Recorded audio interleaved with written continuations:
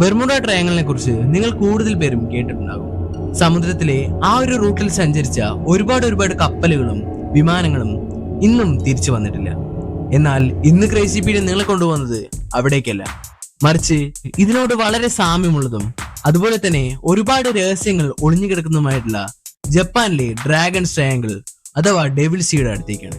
നമുക്ക് ഒട്ടും വൈകിക്കാതെ തന്നെ വീഡിയോയിലോട്ട് കിടക്കാം. വീഡിയോ തുടങ്ങുന്നതിന് മുമ്പ് വീഡിയോ ഒന്ന് ലൈക്ക് ചെയ്ത് ചാനൽ കൂടി ഒന്ന് സബ്സ്ക്രൈബ് ചെയ്യാൻ ശ്രമിക്കുക. ജപ്പാനിലെ തെക്ക് പടിഞ്ഞാറ് ഭാഗത്തിലെ പസഫിക് സമുദ്രത്തിലാണ് ഈ വിചിത്രമായിട്ടുള്ള സ്ഥലം സ്ഥിതി ചെയ്യുന്നത്. ഇസു ബോണിയൻ എന്നീ ദ്വീപ് സമൂഹങ്ങൾക്കിടയിലെ ഒരു ട്രയാങ്കിൾ ഭാഗമാണ് ഈ സ്ഥലം. അതിനാലാണ് ഇതിന് ഡ്രാഗൺസ് ട്രയാങ്കിൾ എന്ന് പേര് വരാൻ കാരണം. നൂറുകണക്കിന് കപ്പലുകളും ബോട്ടുകളും ഈ സ്ഥലത്തിൽ വെച്ച് കാണാതെയായിട്ടുണ്ട്. ഈ കാണാതെ പോയ ആളുകളും അവരുടെ വാഹനങ്ങളും എങ്ങനെയാണ് ഇത്രയും വേഗം അപ്രത്യക്ഷമാകുന്നത് എങ്കിൽ നമുക്ക് നോക്കാം അതെങ്ങനെയാണ് എന്ന്. 1950 ജപ്പാനിലെ സർക്കാർ ഈ സ്ഥലത്തെ കുറിച്ച് കൂടുതൽ പഠിക്കുന്നതിനായി 700 പേർ അടങ്ങുന്ന 5 സൈനിക കപ്പലുകൾ അവിടേക്ക് അയക്കുകയുണ്ടായിരുന്നു. പൂർണ്ണ സജ്ജമായാണ് അവർ അവിടേക്ക് പോയതെങ്കിൽ കൂടി ഇന്നേ വരെ ആ കപ്പലുകളും അവരും തിരിച്ചു വന്നിട്ടില്ല. ജപ്പാൻ ഗവൺമെന്റ് തീർത്തും തരിച്ചുപോയൊരു നിമിഷം തന്നെയായിരുന്നു അത്. ശേഷം ആ സ്ഥലത്തെ പൂർണ്ണമായും അവർ ഒരു ഡേഞ്ചർ സോണായി പ്രഖ്യാപിക്കുകയായിരുന്നു.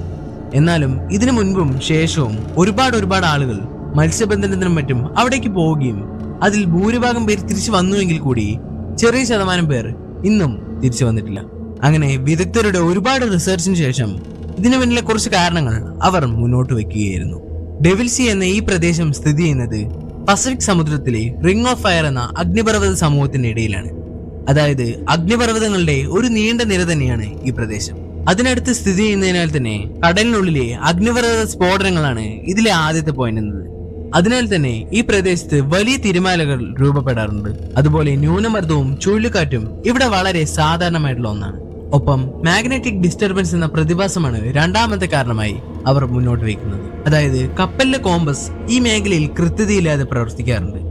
ഭൂമിയിലെ ചില പ്രത്യേക മേഖലകളിൽ ഇത് അനുഭവപ്പെടാറുണ്ട്.